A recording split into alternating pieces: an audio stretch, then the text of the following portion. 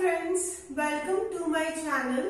So in the today's lecture, we are going to discuss data dictionary. Okay. In the last video, we discussed the ER model. We discussed software design and we just looked at how we can make ER diagram. Okay, why do we need to make databases? What is the need to make databases? Because we want to store our data. Okay, we want to store data. We want to fetch data. Okay, we want to store the data and we want to get the data from the database. Okay, so that's why we are just making the databases. We want to search for the data. Okay, if you are making static web page, in static web pages we don't need to store the data permanently or we don't need to fetch the data. Okay, we have a just static web page. But in dynamic projects, what happens? We have to store the data. We want to search the data. We want to retrieve or we want to fetch the data. That is the need of making database. It is going to store your data permanently. Okay, at any point of time you can check your data. You can look at your data, you can store new data, you can delete your data. Various operations we can perform on the data. Okay, where data is required, we just take help of databases. Okay, so what happens? What is the need to make data dictionary? Okay, so we have a databases. We want to store the data. We want to search the data. We want to retrieve the data. Okay, in databases we have a table like this. I am making a student table. In this table, I am having various attributes like student ID, student name, student contact number. Okay, various details we have in student table. Okay, and my ID is a primary key attribute. So what I am going to do? I am going to save details of multiple students in this student table. Database is a collection of tables. In one database you can have many number of tables.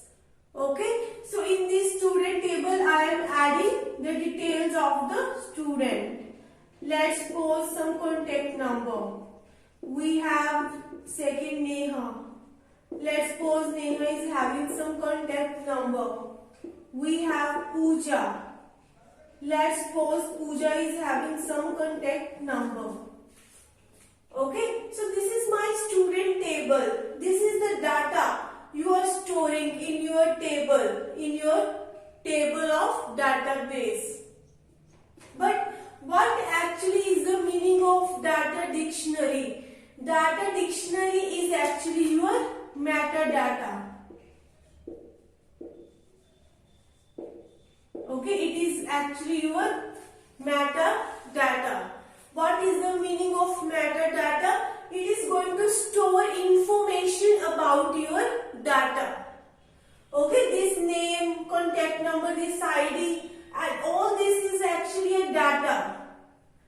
Okay, and we are storing information about this data. What happens most of the cases? If you write name like this 1A 2 3, is it a valid name?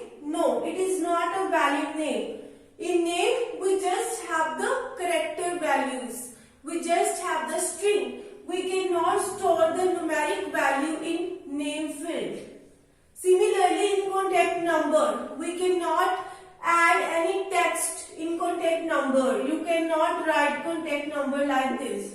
So we have some constraints on the table. Okay, we have some constraints on the table. What I mean by metadata? This is your data. These 3 rows is your data. But we are further storing the information about this data. Okay, if you are new, okay, if you are working on your project and you are the new member, you don't know which constraints you have applied on your table attributes.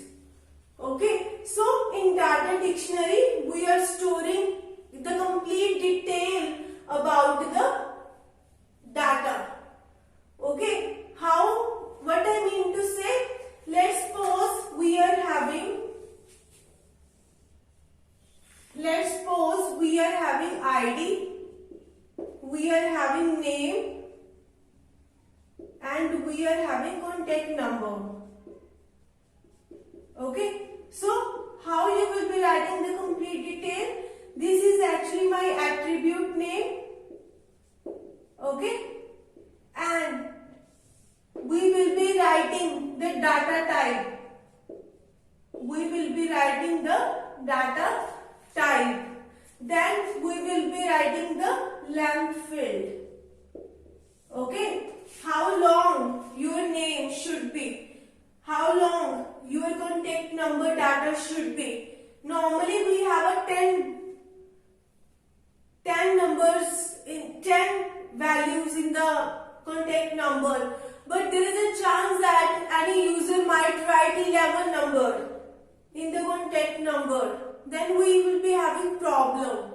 Okay, so we are specifying the complete detail of this data, like what are the various constraints available on this data.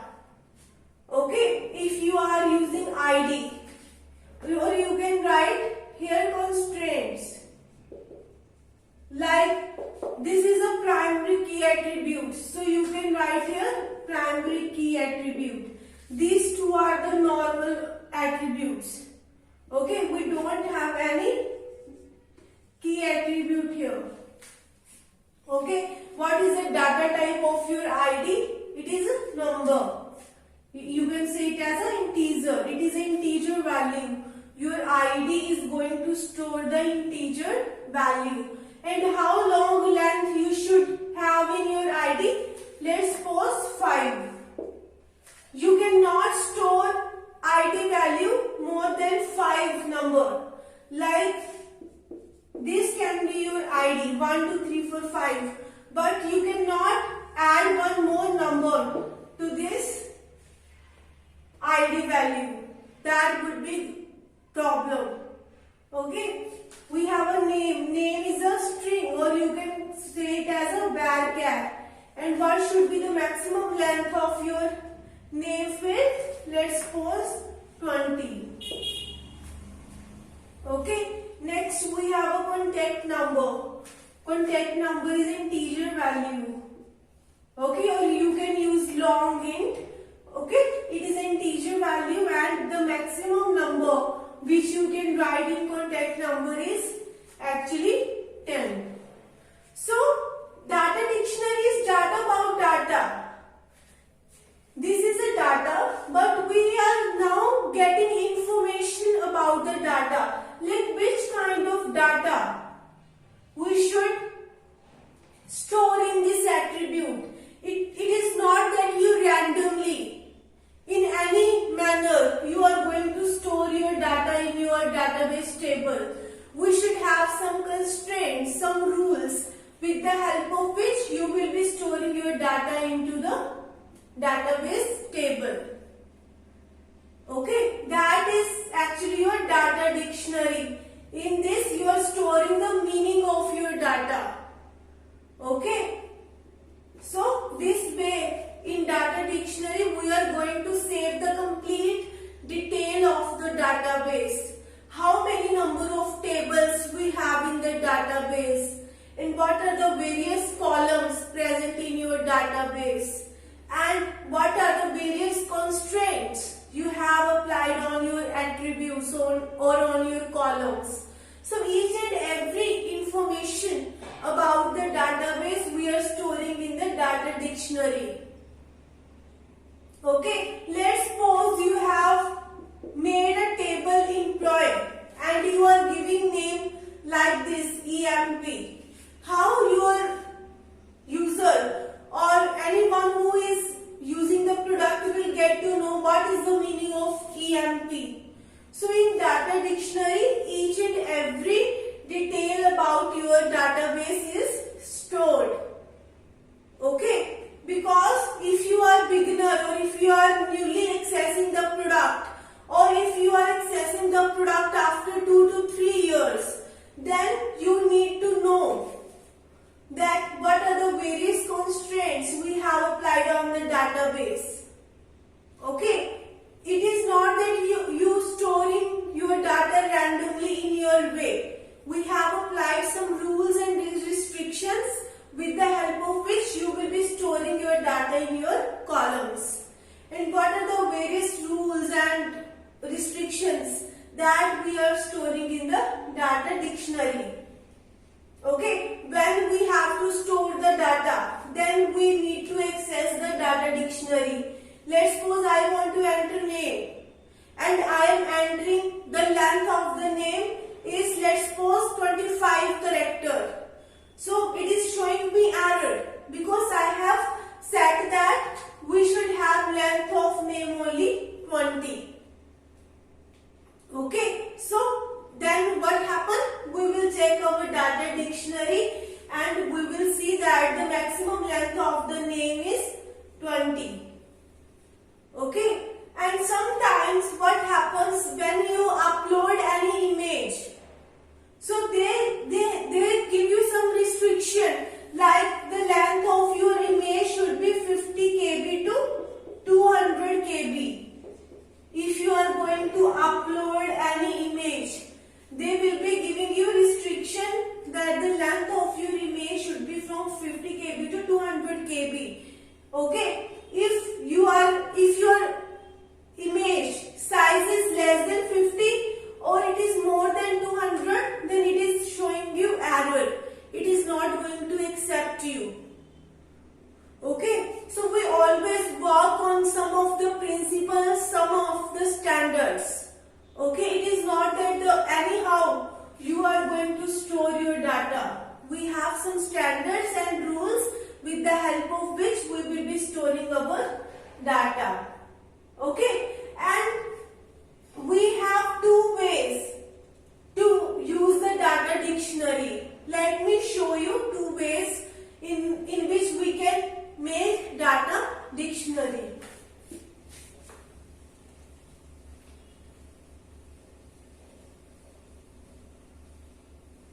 So we can design data dictionary in two ways. One way is passive data dictionary. Passive data dictionary. And one we have is active data dictionary. Okay. What happens in passive data dictionary?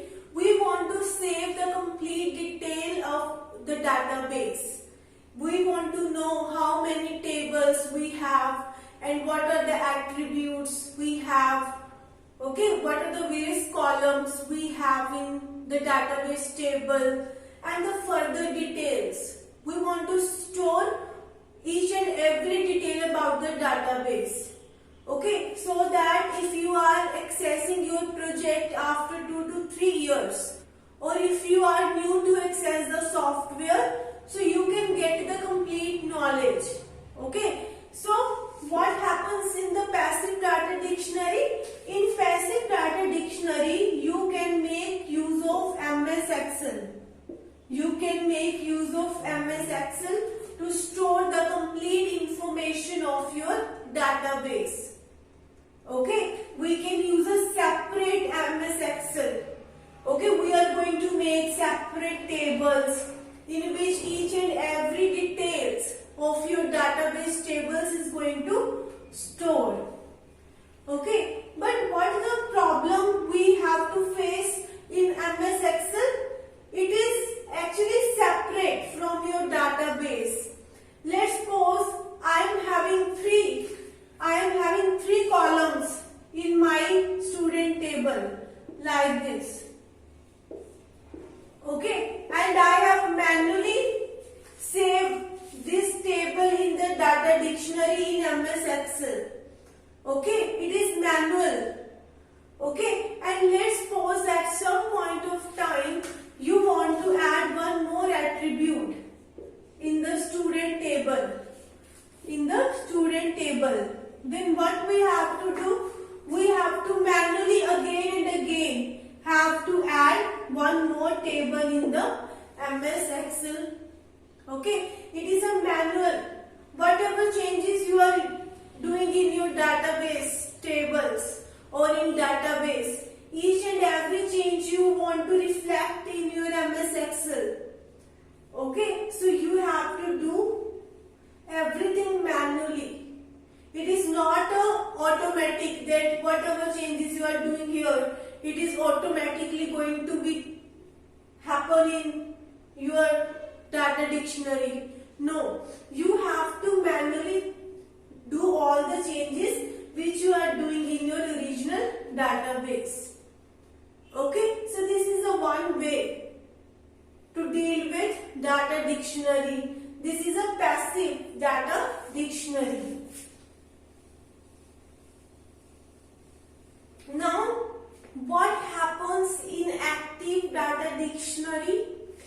In active data dictionary, we don't need to create extra MS Excel file. Okay, it is going to be happening in the DBMS software. Okay, what happens? We are making data dictionary inside the database. We are not using the extra or the separate file. We are using the DBMS software. Okay, in your databases you are making your data dictionary. Okay, and what happens in active data dictionary? It is automatic. Okay, we have several SQL queries with the help of which we can get the detail of data. Okay, like we were storing in the MS Excel, in active data dictionary, what we have? We have SQL queries. With the help of SQL queries, you can access your data dictionary. You can get the complete details like what is the data type of ID, what is the length of the ID. Each and every detail you can get in active data dictionary with the help of SQL queries. Okay, and if any change you are doing in your database table, okay, if you are doing any change in your database table, it is going to automatically update in your active data dictionary. Okay, like I am using alter command to add one more column in my table. Okay, so this new column is automatically going to update it in the active data dictionary. And you can access your active data dictionary with the help of SQL queries. Okay, so it is self-updating. Active data dictionary is self-updating. Okay, but in this passive data dictionary we had to do manual work. But in active data dictionary it is going to be stored in your database, and whatever changes you are doing in your table, all of changes are going selected in your active data dictionary automatically. You can see your active data dictionary with the help of some of the SQL queries. Okay, so I hope that you have got good understanding of data dictionary. So thank you so much for watching my video. If you liked my video, please like, share and subscribe my channel. And if you have any query, you can contact me on the email ID. I have mentioned my email ID in the description box.